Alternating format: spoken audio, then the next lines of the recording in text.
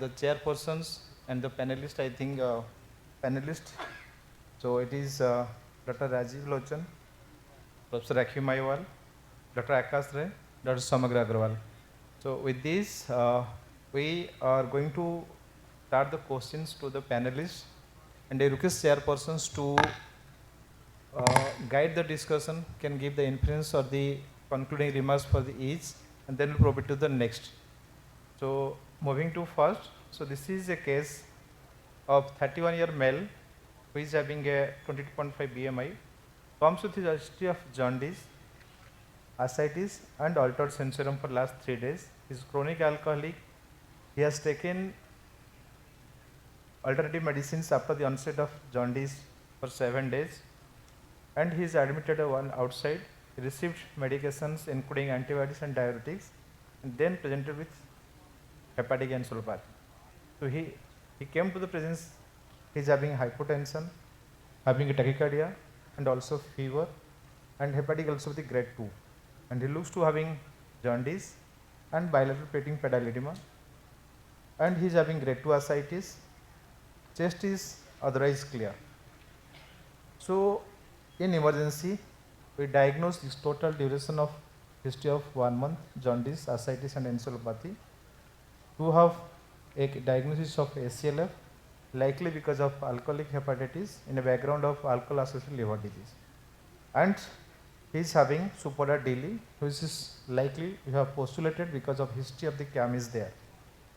So at emergency, his initial labs having TLC count of 21,000, raised creatinine of 1.56, bilirubin is very high, 43, and having hypoalbuminemia and ammonia is 196.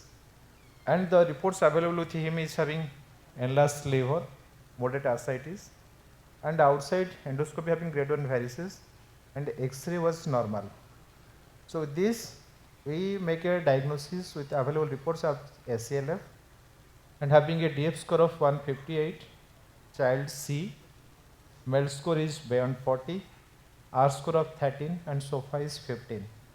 And he is having also significant alcohol recent intake within 1 month. So this is the routine referral case we get it. So I just want to go.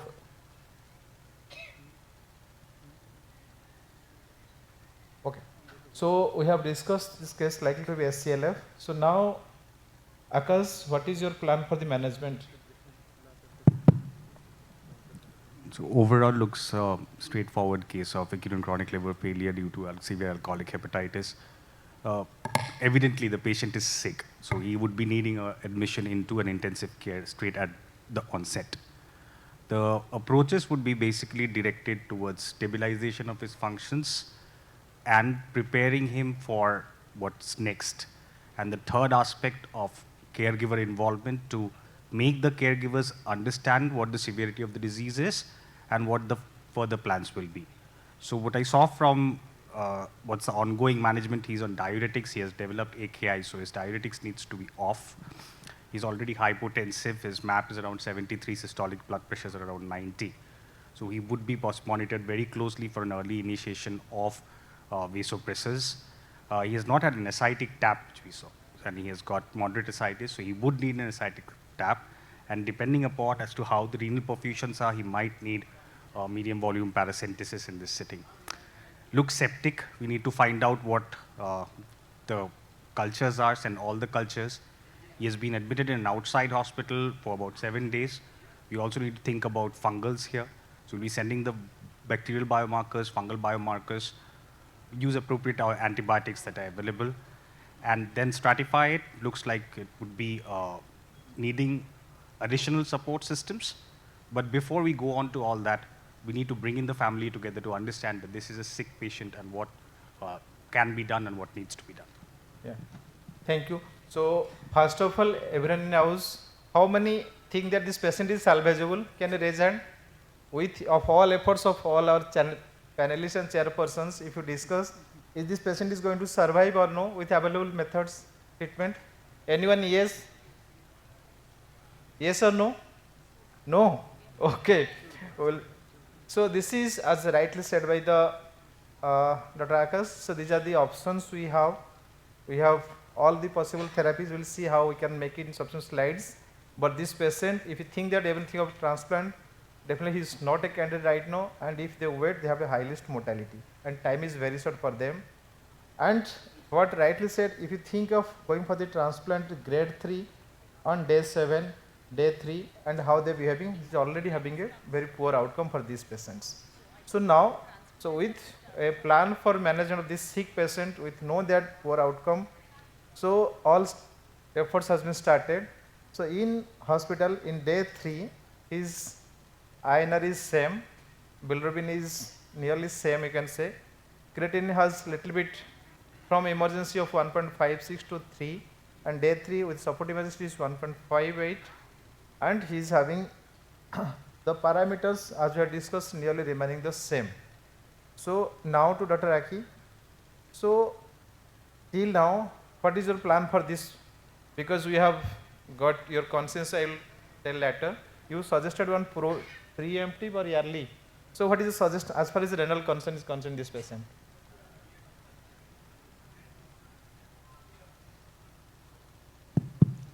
Yeah, you didn't show us in how much time frame the creatinine has risen, and then how has it declined, with what management. That is important here. Because if we have managed just with the volume expansion, this is a severe stage 3 AKI in a ACLF ARC grade 3. So such AKIs are very rapidly progressive. So first thing at the admission, if you have, what I want to just say, and this is what we have also proposed in the APASL guidelines, when you have ACLF patient with AKI, first look at the severity of liver failure. If you're dealing with the ACLF stage 3, ARC grade 3, or a very sick patient, then the AKI can be a very rapidly progressive. So the understanding of AKI from here should start in 3 major headings. Stage the severity of AKI. Find out what is the type of AKI, whether you're dealing with a functional or a structural AKI in these patients. And the third important thing is that we have to look at whether the AKI is accompanied by hemodynamic compromise occurring in the context of shock or no shock.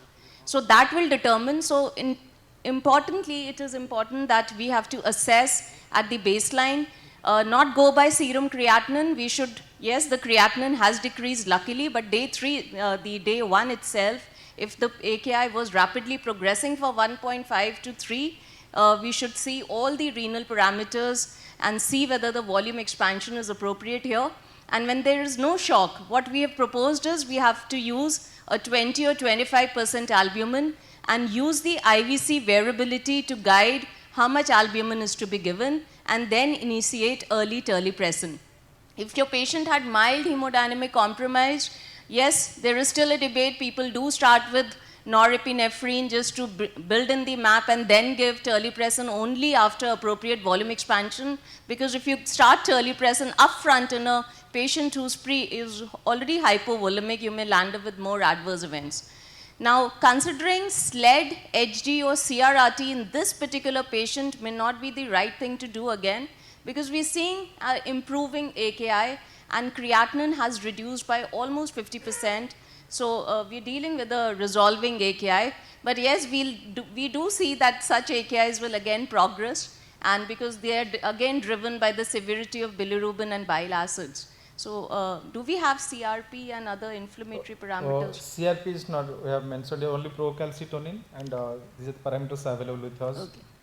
So, yeah. No, so this is the course, because when on admission they showed 1.5, then it had gone to 3.26. So today it is... Yeah, so this point of discussion is he is admitted with a referral slip of 1.56. On the day when presented to the emergency, he is having hypotension shock, it was 3.2. And we have started only with minimum for shock regimen, not for the AKI.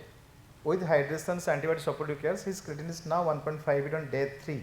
So this is a tricky part in the terms of when and how to go for. So as rightly said, we have to see for the inflammatory parameters as well as the urine output along with the lab values. So that is how we are discussing.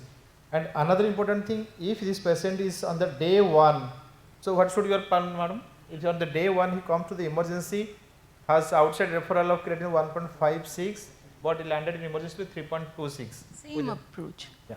We have to go with the same approach because many patients we see they have been on diuretics, given IV diuretics. So you have to look at the volume status and aggressively give the volume expansion, initiate your vasoconstrictors if the AKI is not resolving. So terlipressin is a better option, which can be started as a continuous infusion.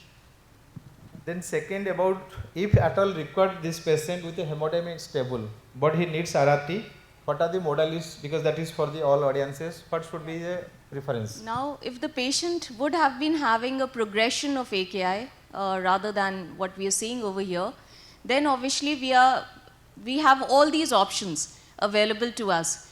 What we would consider in our center is a continuous renal replacement therapy, even if these patients have no shock, because we see that there is enough data to show that CRRT is much safer. One is it does not cause hemodynamic compromise because these patients have severe circulatory dysfunction. And once you start your patient on SLED, because of that, intradialytic hypertension is more often seen, and the patient shuts down the urine output. So that is one thing. So you are needing an RRT in this particular patient to not only handle the kidneys and the renal molecules clearing the urea and creatinine and the other electrolytes, but here the aim should also be to clear the middle molecules, the cytokines which are driving the kidney injury, even though the larger molecules cannot be cleared. But yes, a CRRT which will also clear ammonia and other cytokines could be a better modality in patients who have ACLF. So I request chairpersons to conclude on this, because CRRT is costly and also not available most of the cases. So how to go for if this patient needs anything? Okay, so please. So you have to give the concluding remark. We would also go for CRRT, but I wonder whether you would consider, because sometimes they use a cytokine filter also with CRRT. Oh, no, sir, because audience here 90% may not have a facility for CRRT, so okay. That's why you want to go for inavailability of CRRT, how to go for? You'll go for SLED or no? No, we wouldn't go. Okay. I mean, he's improving, so maybe if we don't have, we'll just maintain him and see if he improves further. Okay, thank you. So this is the APASL guidelines. So it suggested about this stage 3 AKI with progression, which is not here, or non-response therapy. Sometimes you may consider preemptive RRT, and CRRT is to be preferred. This is a Delphi consensus where about everyone is agreed that CRRT should be a preferred modality, particularly when this hemodynamic instability is there. So if considered, so I am not going for this. So now next, this person, as he is showing some little bit of stability, we thought that now we should start the family counseling for the transplant, but they have no donor, and also this patient has failed rehabilitation attempt twice in the past. So now this to Dr. Rajiv, with these situations, both alcohol as etiology, background of rehabilitation, and the clinical situations, with having more than 3 organ failures, what is your opinion about transplant, and particularly about the live donor? I think, Dr. Ashok, this is a really difficult question. I think I'd like to answer it in 2 parts. Is he a liver transplant candidate? I think overall, if you look at it in terms of mortality from his clinical picture, I think he's not going to do very well with non-surgical option. However, the other aspect to consider is that ACLF is actually a dynamic situation, and so with good medical management, it is possible that he turns around. But I would really counsel him for a liver transplant and then see how he goes and explore his social situation much more carefully. I think the other aspect which I want to point out here is he's only 31 and he's been drinking only for a few years. Is there some other underlying cause as well? That's something to think about. We have had people who are drinking moderately but who have underlying Wilson or PFIC or some other thing who they present with. So we shouldn't really label somebody that he is a compulsive drinker. But the other aspect is he's failed rehab 2 times. So I think this is a very complex ethical and a very sociological discussion, to take up with the family. But on the larger issue, yes, he has a right to live, and he should not be discriminated just because he's been consuming alcohol. So I would not say that he is a good candidate, but I would say that yes, he is a candidate for liver transplant. But I think there are a lot of questions to be answered. So, Dr. Mukul, you are in a busy transplant center. So, how will be your approach to this patient as far as disease severity as well as the alcohol, these two? Yeah. So, young patient, alcohol intake is there definitely, and he used to take alcohol last month also. And as for organ failure are concerned, MELD has no value in such scenario. We have to see ACLF score. So, ACLF score is 44. And ACLF score is 40. MELD score is 44 44. at admission, yeah. And ACLF cliff? SLF cliff, I think R score is 13, cliff I think I have not calculated. Okay. So this patient having grade 2 encephalopathy, which is not considered as an organ failure, he is having improving in the renal failure, and as far as sepsis is concerned, there is no sepsis also. The worst prognostic, pre-transplant prognostic, our patient is on ventilator, if there is multi-drug resistant sepsis, or there is rising creatinine. So these are the factors. Dr. Mukul, quickly, we are short of time. What will do your patient? Will go for transplant? Yeah, we have to optimize him. Optimize and do the transplant. Thank you. So these are the lot of scores available. Here you think of, you will go for early LT as we are waiting, or sometimes he may become too sick for the transplant. So these are the scores. You can see our patient is having all fitting to go for a transplant for early LT. But still, as rightly said, it is to be clear, it's center specific till now also. So this is a window period is very difficult here to decide, because potential window of recovery, or we need optimization because our person is having multi-organ, requires stabilization. So we need a quick balance for this. Then in the time, over the course by day 7, his bilirubin is remaining the same, creatinine has improved, metabolically he is better now. Now think of, as we know, transplant is not a possibility in many of the cases. So how, Dr. Samagra, you are going to manage this patient? Are you think of sort of non-transplant managements, and how you will decide in this patient? Thank you, sir.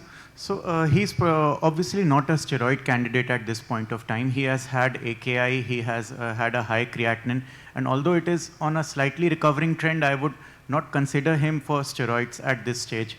Medical nutritional therapy will be a good option for him, and he may recover some of his organ functions. However, the bilirubin is persistently high. For transiently improving bilirubin, we can try plasma exchange. That can be an option. But again, this has to be done with the understanding that you are only transiently taking care of the disease process. So bilirubin 22, how many are going to go for plasma exchange? This patient is maybe stable. Any opinion, Dr. Ajay Jain?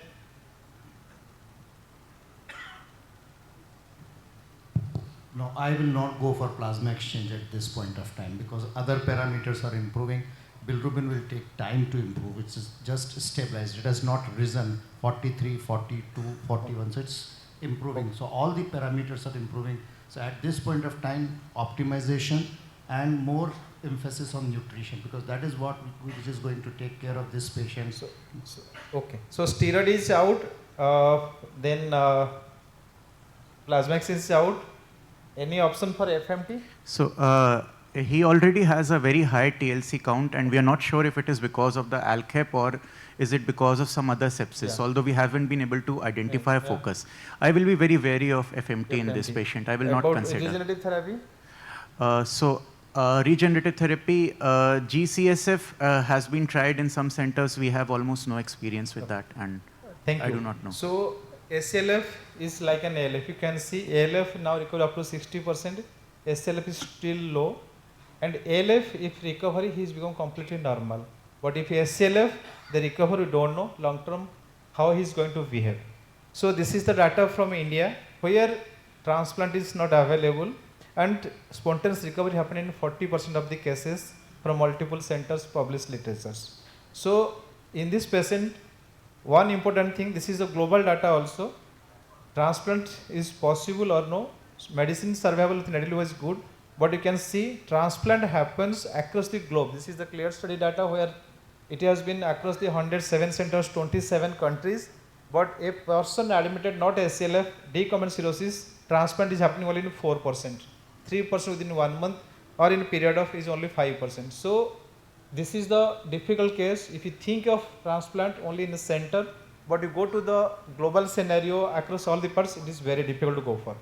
So then we have offered this patient on day 10 when TLC has come down to 8 with plasma exchange, and gradually you can see up to day 20 his bilirubin is low, but as you rightly said, it's not coming much. Creatinine has improved, INR has been stabilized, and looks he's stable. So now we have done plasma exchange alternate day regimens, and now here I want to ask Dr. Rakhi. So I think there is a debate about you go yes or no, but we have done it. I think you are having the maximum work on this. So what is the rationale? How you decide on the modalities, and what are the sessions and durations?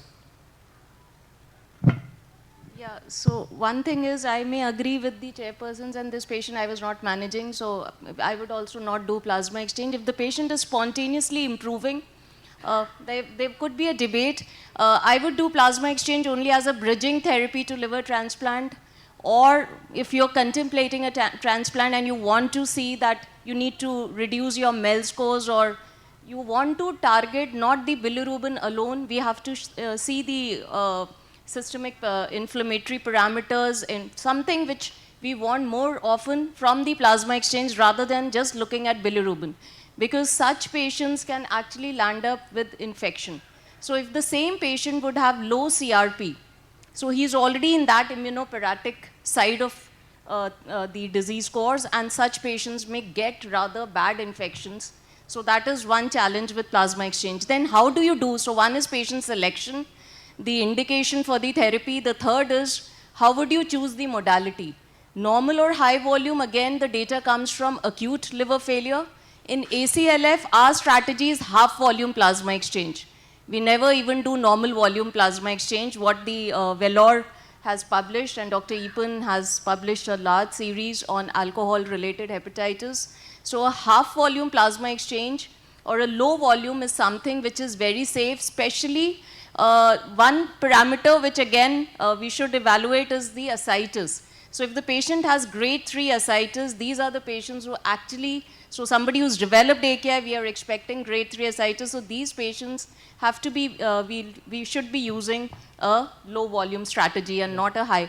Then the repetition of these sessions should also be very, very careful in patients with acute on chronic liver failure, and the response to the first session should guide us whether we should be using subsequent sessions. And the subsequent sessions, again, we never do consecutive sessions, and we can take a opinion from the audience also how they are doing, because again there is no data over here, evidence. Yeah, So sort of time no, will go yeah, through, so yeah. we should be doing consecutive days, and duration again.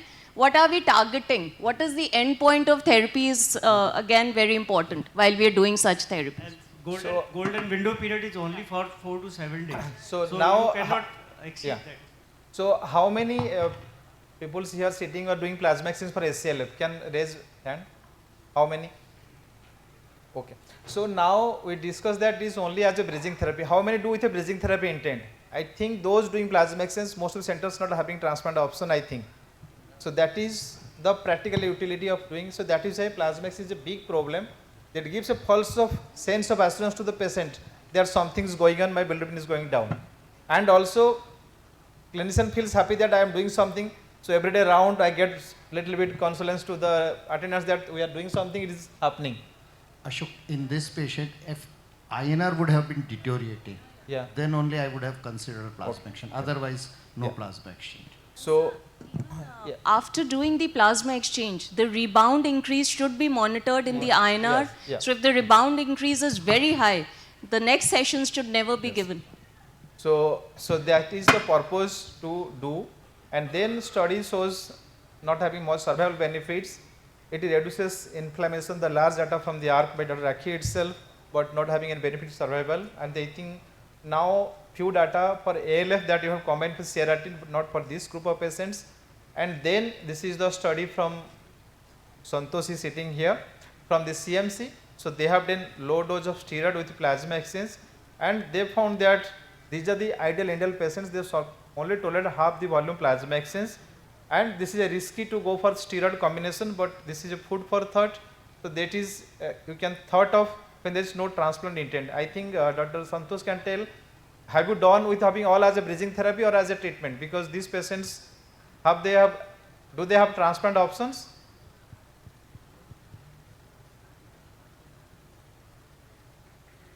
Because this is very important.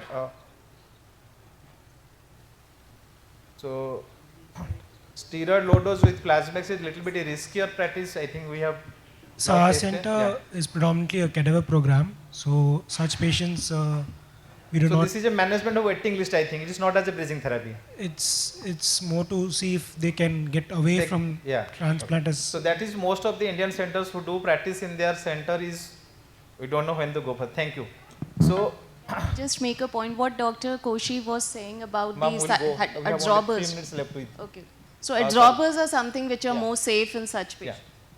Yeah. Okay. So now this patient is, we have seen the reports, plasma exchange has been done but has not improved. Now same what to do now, because this is bilirubin still 32, his creatinine improved, his INR is improved, patient a little bit stable.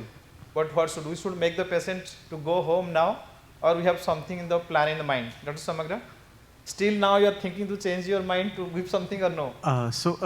Obviously, the options remain limited. It's, I mean, very clear to everyone at this stage. What we can again concentrate upon is alcohol de-addiction. He's still young. He may have a good amount of liver reserve left. And even though 2 of the 2 prior attempts have failed, it does not mean that the third one can't succeed. No, that will be done when you discharge, but now patient is with you. So I think if the organ functions are okay, he does not have any requirement for intravenous medications, I think he can be safely discharged. Okay. So discharge with a plan or no? Because you have to plan something. Are you planning to list for cadaver or no? Yeah, so he gets listed for transplantation. He has a bad liver. And right now his sepsis has improved and his organ functions have recovered. He does not require any other medications. We put him in a de-addiction program. We concentrate on nutrition and we take care of other things. Okay, thank you. So as we have discussed already, if persons are there, if you're treating, there is a different timeline. I think our patient has crossed everything, alcohol hepatitis, day 7 Lily, but we have not done this patient. FMT has some data, but I think now FMT versus standard therapy, it is also, Akash is part of this from the PJ, they shows that FMT single dose has shown improvement. So I need a opinion whether this patient before discharge can give one single dose FMT, because now there is no treatment options available with us. And now again the treatment comes from the IL-based data recently published, good big number, that FMT is better than the steroid also with less risk of infections. So infection is less and their survival is better. So these are the few data. Then it is a regenerative therapy is little bit what I have to think of. Professor Birendra is here, but this is a good systematic review where they told that in a alcoholic cirrhosis, if decompensated, GCSF has some benefit, but alcoholic hepatitis do something, but in ACLF is no benefit. So these are the things that we have discussed. These are the regenerative therapies. So now with this, we have started him on steroid. And this patient is gradually recovering, but he is again steroid non-responder. But luckily he is now in the hospital in day 7 of steroid non-response, steroid stopped, and he's got a cadaver as he was listed. So now to Dr. Rajiv, now you think is it suitable to go for a cadaver transplant? His organ is available? I mean, it all, see, essentially this question all depends upon who else you have on your wait list and what is your wait list mortality. Basically the question is, I mean, he certainly deserves a liver transplant. He's got no living liver, he's got no liver donor. Now the question is who else is available on your wait list? If there is nobody else on your wait list, on my wait list, yeah, you know, I would probably consider him. But in the question of collective utility of the organ, you know, I would not maybe take him on as the primary contender for an organ.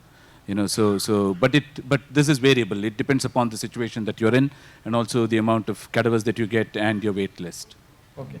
So I think Dr. Shravan is here. They are having the largest cadaver program. Sorry, largest maybe successful one. So what he can suggest for this? Yeah. This patient has already defaulted twice when it comes to withdrawal from alcohol. He's still practically in the ICU. Medical modalities have worked out, but not to the extent that he does not qualify for a transplant. So if the liver is available, in my opinion, he should be considered for transplant. And then the remaining problems can be addressed after the transplant. So I think now it is sort of time we have to close. So I need a concluded report from all our chairpersons about this type of real scenario case in one line. So it will be a question to first to the Dr. Mukul. So alcoholic hepatitis ACLF, when we will don't give steroid. A alcoholic hepatitis ACLF, when we are not going to give steroid. Not giving steroid. Okay. So definitely if a patient is having sepsis, you have to rule out sepsis. Apart from this, sepsis, AK and varicose bleed, everybody know. Yeah. Excluding these, any of your practical or recommended therapies suggest?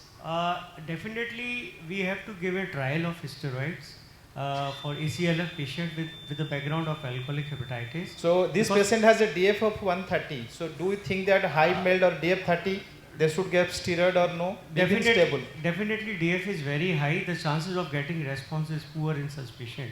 But still you want to give because it is a rapid fire. We'll go next.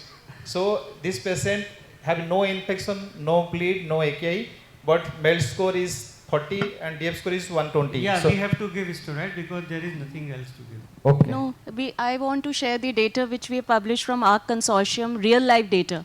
So 3 factors apart from what we already know is that high MDF above 70, patient with alcohol-related hepatitis presenting as ACLF, especially relapses, and the third thing is low MAP.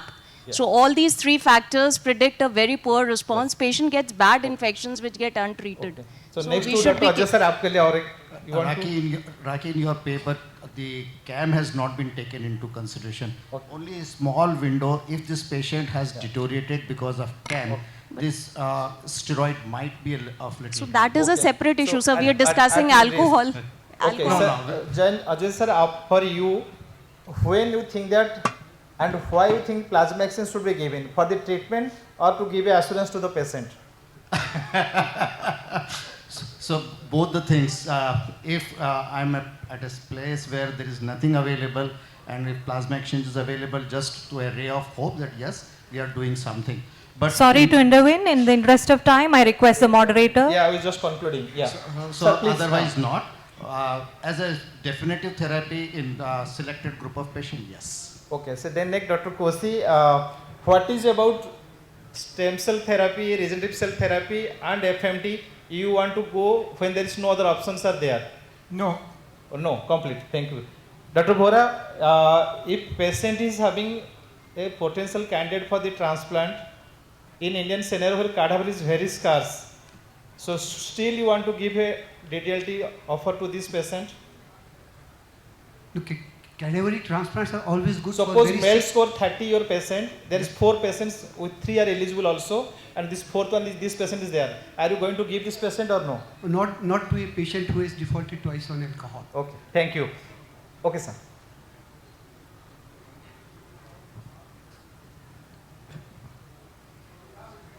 Short question, short answer.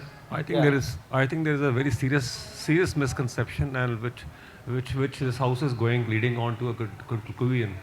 That conclusion is that steroids should be given to this patient. On earth, I wonder how you even thought of asking this question to him. Do you realize that these patients have got severe sarcopenia? They are badly malnourished. Their innate immunity is sunk.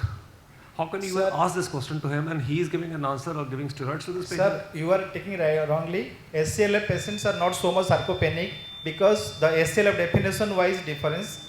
ACLF patients are young, he is 31, BMI is 23, we have shown in the beginning. So that is not the case here for the sarcopenia, but otherwise we are no. But in this house, above score 80, 90% people are giving steroids. That's why I just want to clarify. Dr. Rakhi has also told what not to give. Thank you, sir.